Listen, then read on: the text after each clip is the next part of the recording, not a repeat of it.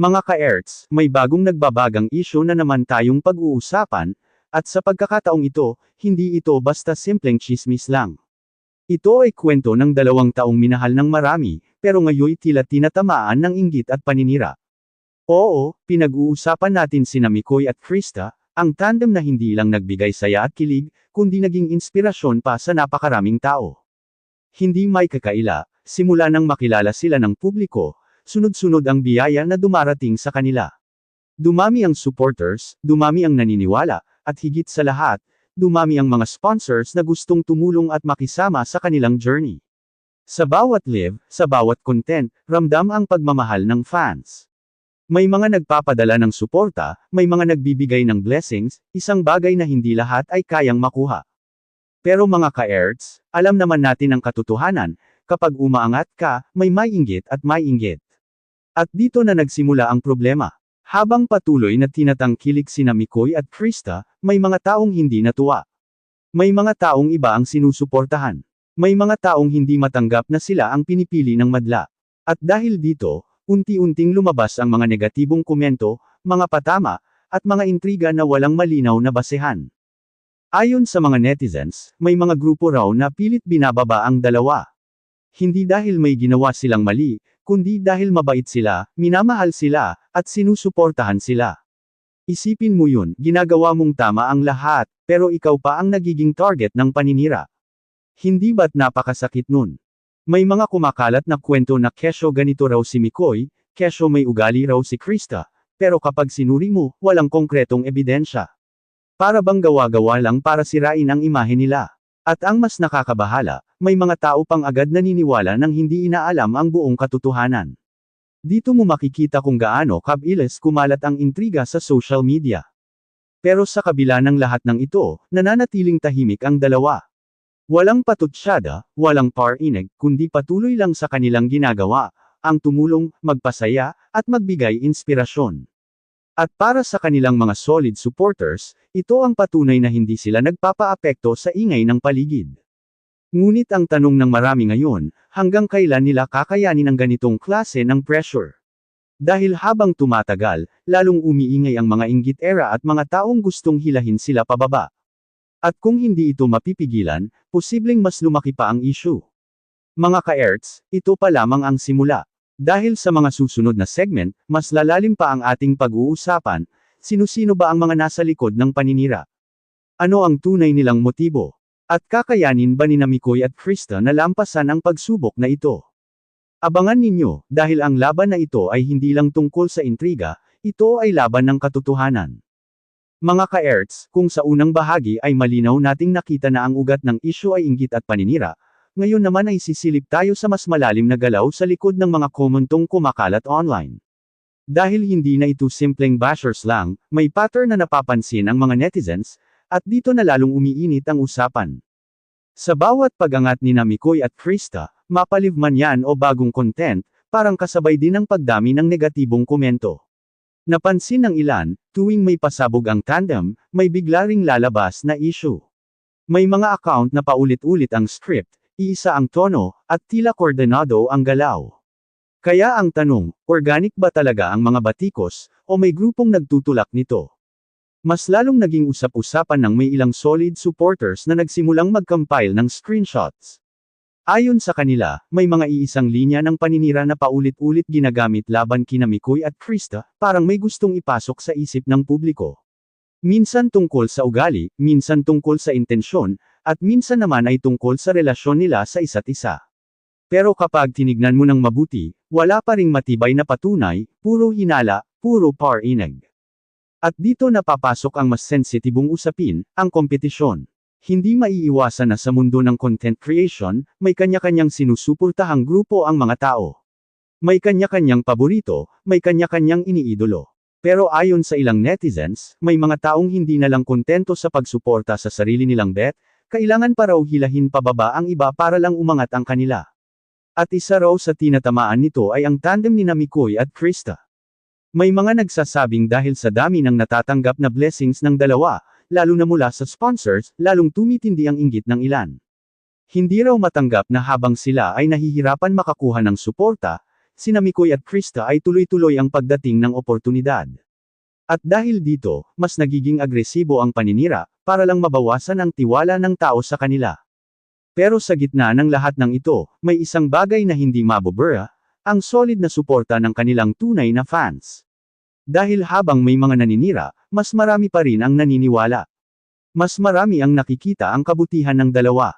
At para sa kanila, malinaw na ang mga intriga ay hindi galing sa katotohanan, kundi sa inggit at kompetisyon. Gayunpaman, hindi rin natin may kakaila na ang ganitong klaseng sitwasyon ay nakakaapekto. Kahit gaano kakatatag, darating ang punto na mapapagod ka rin. At dito ngayon nakatutok ang mata ng publiko, paano haharapin ni Mikoy at Krista ang lumalalang issue? Mananatili ba silang tahimik, o darating ang oras na magsasalita na sila?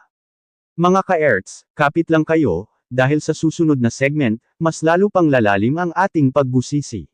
May mga pangalan na posibleng lumutang, may mga revelasyon na maaaring magbago ng takbo ng kwento. At doon natin malalaman, hanggang saan ang kayang gawin ng inggit para pabagsakin ang dalawang taong walang ibang ginawa kundi magmahal at tumulong. Abangan ninyo yan, dahil papunta na tayo sa mas matinding pasabog. Mga ka-Erts, habang lalong umiinit ang isyo, mas nagiging malinaw na hindi lang ito simpleng inggit, kundi isang organisadong galaw na unti-unting pinapalakas para pabagsakin sina Mikoy at Krista. Oo, mabigat man pakinggan, pero ito ngayon ang napapansin ng maraming netizens na matagal nang sumusubaybay sa kanila. Ayon sa mga masusing taga-subaybay, may mga account na tila, nawawala at bumabalik, sa tuwing may malaking ganap ang dalawa. Bigla silang aktibo kapag may live, kapag may bagong blessing, o kapag may trending na moment sina Mikoy at Krista. At ang ginagawa, iisa ang direksyon, maghasik ng duda. Minsan subtle, minsan direkta. Pero ang layunin, pareho lang, sirain ang tiwala ng tao. May mga nagsasabing ito raw ang tinatawag na conditioning, unti-unting binabago ang pananaw ng publiko hanggang sa dumating ang punto na kahit walang ebidensya, may mga taong maniniwala na. Isang mapanganib na laro, lalo na sa social media kung saan mabilis kumalat ang impormasyon, totoo man o hindi. At dito napapasok ang mas mabigat na tanong, sino ang may pagkunan nito? Dahil ayon sa ilang opinyon, hindi raw kakayanin ng iilang bashers lang ang ganitong klaseng ingay. May mga naniniwala na baka may mga taong nasa likod, mga hindi kontento na nakikita sina Mikoy at Krista na patuloy na umaangat, patuloy na minamahal, at patuloy na sinusuportahan ng sponsors. Hindi rin maiiwasan na pag-usapan ang epekto nito kay Krista. Bilang isang taong kilala sa pagiging mabait at maalaga, siya ngayon ang tila napapagitna sa lahat. Kapag may naririnig siyang negatibo tungkol kay Mikoy, natural na maaapektuhan siya. At kung paulit-ulit itong maririnig, kahit gaano kakatatag, may pagkakataon na mapapaisip ka rin. Ganon din si Mikoy, na kahit pilit niyang pinapakita na matatag siya, hindi maitatanggi na may epekto rin sa kanya ang mga paratang na walang basehan. Pero mga ka-Erts, dito papasok ang pinakamahalagang bahagi, ang tunay na sumusuporta. Dahil habang may mga taong pilit silang hinihila pababa, mas marami pa rin ang handang ipagtanggol sila. Mga fans na hindi basta-basta nagpapadala sa intriga. Mga taong nakikita ang totoong ugali ni Mikoy at Krista, hindi base sa chismis, kundi base sa kanilang mga ginawa at ipinakita sa publiko. At ngayon, lalong tumitindi ang panawagan ng supporters, huwag basta maniwala sa nakikita online. Dahil hindi lahat ng trending ay totoo, at hindi lahat ng sinasabi ay may ebidensya. Minsan, ang pinakamaingay ay hindi ang katotohanan, kundi ang paninira. Kaya ang tanong ngayon ng lahat, mananahimik pa rin ba ang dalawa, o darating na ang punto na magsasalita sila para linawin ang lahat? Dahil habang tumatagal, mas lalong lumalaki ang isyu, at mas maraming tao ang nadadamay.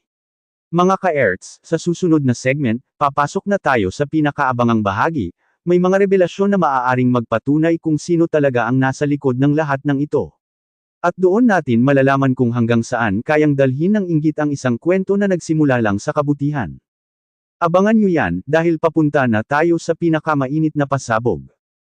Mga ka-Erts, dumating na tayo sa pinakahihintay na bahagi, ang katotohanan sa likod ng lahat ng ingay, intriga, at paninira laban kina Mikoy at Krista.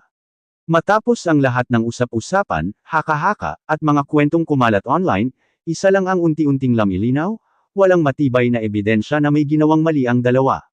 Sa dami ng paratang, sa dami ng bintang, ni isa, walang napatunayan. Walang konkretong lumabas na makakasira sa kanilang pagkatao. At dito ngayon bumabalik ang tanong, kung wala silang kasalanan, bakit sila ang target? Ang sagot, mga ka-Erts, inggit. Simpleng salita pero napakalakas ng epekto. Dahil sa kabutihan nila, sa pagiging totoo nila, at sa pagmamahal na natatanggap nila mula sa fans at sponsors, naging sentro sila ng atensyon. At sa mundo kung saan hindi lahat masaya sa tagumpay ng iba, hindi maiiwasan na may mga taong pilit kang hihilahin pababa. Ngayon, mas malinaw na ang pattern, tuwing umaangat sila, may sisira. Tuwing may blessing, may babat icos. Tuwing may suporta, may dudurog. Pero sa kabila ng lahat ng ito, nananatili sina Mikoy at Krista sa tahimik na paninindigan, walang patol, walang ganti, kundi tuloy lang sa paggawa ng mabuti.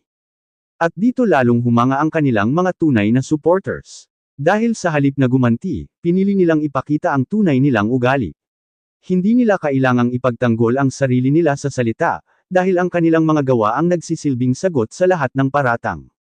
May mga netizens na nagsasabi ngayon, kung masama silang tao, matagal na yang lumabas. Pero hanggang ngayon, ang nakikita pa rin ng karamihan ay kabutihan, pagiging genuine, at malasakit sa kapwa. At ito ang dahilan kung bakit mas lalong tumitibay ang suporta sa kanila, dahil hindi sila nagpapadala sa intriga. Mga ka-Erts, sa huli, isang mahalagang aral ang ating makukuha sa isyung ito, hindi lahat ng naririnig ay totoo, at hindi lahat ng kumakalat ay dapat paniwalaan. Minsan, ang pinakamainam gawin ay tingnan ang mismong kilos ng tao, hindi ang sinasabi ng iba tungkol sa kanila. At para kina Mikoy at Krista, malinaw ang mensahe ng kanilang supporters, hindi kami magpapadala sa paninira. Nandito kami para suportahan kayo hanggang dulo. Isang patunay na kahit gaano kalakas ang ingay ng inggit, mas malakas pa rin ang boses ng tunay na pagmamahal. Kaya sa mga naninira, sa mga inggit era, at sa mga pilit humihila pababa, isang bagay lang ang masasabi, hindi ninyo kayang tibagin ang pundasyon na itinayo ng kabutihan at tiwala. Ito si ka-Erts, nagpapaalala, sa mundong puno ng intriga, piliin nating maging bahagi ng katotohanan.